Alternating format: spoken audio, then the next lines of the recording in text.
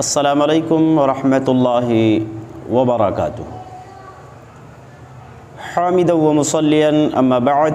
فقد قال اللہ تعالی فی کلامہ المجید اعوذ باللہ من الشیطان الرجیم وَإِذَا مَرِضْتُ فَهُوَ يَشْفِينِ۔ معزز ناظرین،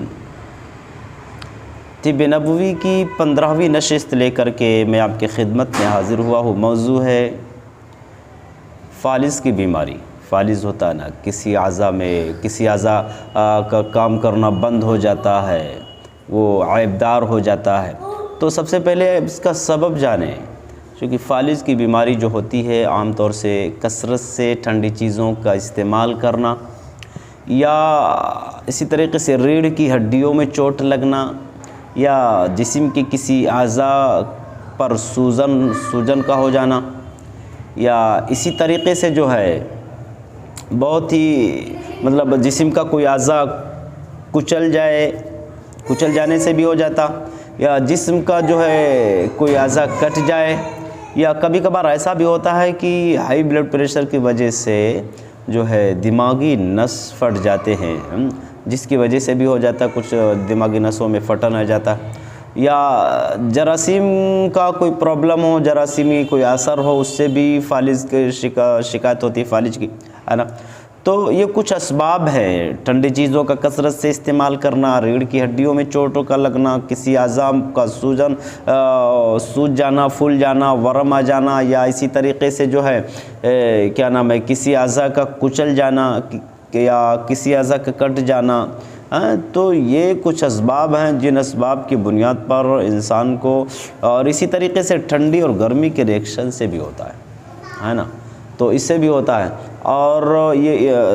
اس کا یہ تھے اس کے اسباب۔ اس کا علاج کیا ہے؟ اس کا علاج جو ہے غالباً اگر کسی کو فالج کی شکایت ہو جائے، فالج کا کسی پر حملہ ہو، تو سب سے پہلے اس شخص کو عرق گاوزباں عنبری جو ہے، اور عرق گاوزباں اور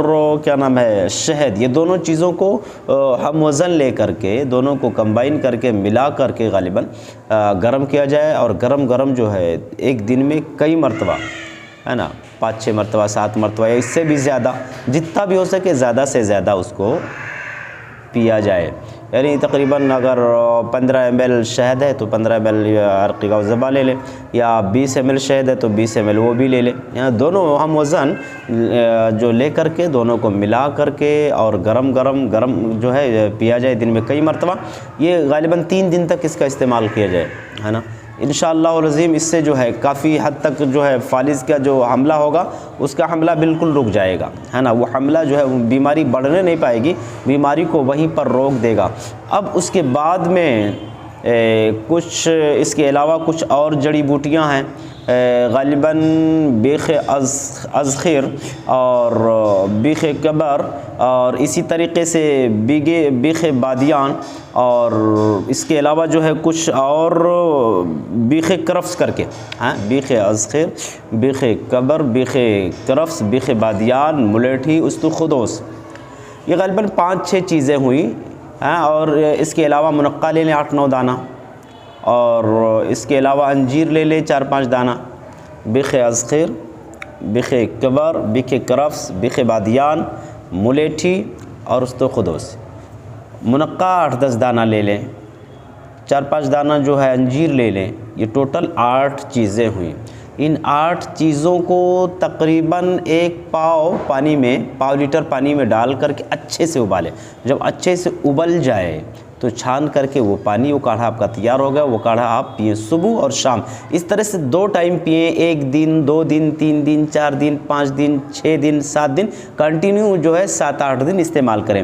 7 دن استعمال کرنے کے بعد 8ویں دن ان 8 چیزوں میں مزید اور 3 چیزیں ایڈ کرنا ہے۔ وہ 3 چیزوں میں سے جو ہے ایک چیز سنا مکی ہے نا، اور دوسری چیز املتاس ہے، اور تیسری چیز ترنجبین، سنا مکی اور املتاس، ترنجبی، یہ تینوں چیزیں مزید اس میں ایڈ کر دو۔ ایڈ کر کے جو ہے ابھی تک 8 چیزیں تھیں، یہ 3 اور ملا لیا آپ نے، کمبائن کر لیا اس میں، تو کتنے ہو گئے؟ 8 اور 3 11۔ ان 11 چیزوں کو تقریباً 300 لیٹر پانی میں یا پاؤ لیٹر یا اس سے زیادہ 300 لیٹر کر لو، 300 لیٹر پانی میں کیا نام ہے 300 گرام، 300 لیٹر میں بول رہا ہوں، 300 گرام پانی میں ان 11 چیزوں کو اچھے سے ابالے، پاؤ لیٹر ہو یا 300 گرام پانی ہو، 300 ملی گرام، تو اس میں اچھے سے ابالا جائے، ابال کر کے صبح اور شام اس کو پیا جائے۔ صبح میں ابالیں، صبح میں پی لیں، شام میں ابالیں، شام میں پی لیں، صبح شام اس کو اچھے سے پکا کر کے چھان کر کے وہ پانی پئیں۔ تو 8ویں دن پھر اس کے بعد میں 1 ہفتہ تک وہ 8 چیزیں، یہ 3 چیزیں صرف ایک دن 8ویں دن ملانا ہے، پھر 9ویں 10ویں 11ویں یعنی 7 دن 1 ہفتہ اور مزید آگے وہ 8 چیزیں جو اس سے پہلے میں نے بتایا ہے نا، بیخ اذخیر، بیخ قبر، بیخ کرفس، بیخ بادیان، ملیٹھی، استخدوس اور منقع اور انجیر، یہ 8 چیزیں جو ہیں مزید 1 ہفتہ اور پئیں۔ پھر اس کے 8ویں دن جو ہے مزید یہ 3 چیزیں پھر سے ملائیں، نمک کی ملتاس اور ترنجبی۔ اس طرح سے انشاءاللہ اللہ نے چاہا تو فالج کا جو مریض ہے، اس کے علاوہ یونانی کے علاوہ جو ہے یہ ایلوپیتھی دوا بھی کر سکتے ہیں۔ دونوں دوائیں اگر ساتھ میں ہوتی ہیں تو انشاءاللہ العظیم مریض کو کافی حد تک فائدہ ہوگا۔ اور اس کے ساتھ ساتھ مالش کے لیے غالباً جیسے کیا نام ہے زیتون کا تیل ہے، یا اسی طریقے سے زیتون کے علاوہ جو ہے کلونجی کا تیل، سرسوں کا تیل، اگر سرسوں کا تیل ہے مہا نارائن تیل بھی ایک آتا ہے، کلونجی، زیتون، مہا نارائن، سرسوں، تو سرسوں کا جو تیل ہے اس کو بنانا پڑے گا، اس میں لہسن جو ہے اور اجوائن، یہ دونوں چیزیں ڈال کر کے، لہسن اجوائن ڈال کر کے اچھے سے ابالو، اچھے سے ابال کر کے خوب پکاؤ کہ لہسن بھی جل جائے، اجوائن بھی جل جائے، اب وہ اچھا تیل ایک اسپیشل تیل بن کر کے تیار ہو گیا۔ سرسوں کے تیل میں ڈال کر کے ابالنا ہے، زیتون میں نہیں، کلونجی میں نہیں اور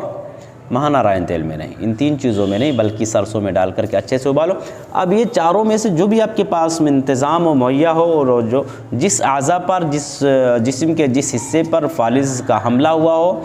اس حصے پر جو اچھے سے مالش کیا جائے، ہے نا۔ اس کے علاوہ بھی ایک بہترین علاج،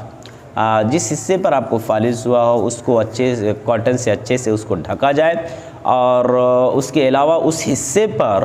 گرم گرم بھاپ دیا جائے، گرم گرم بھاپ سے سیکائی کی جائے۔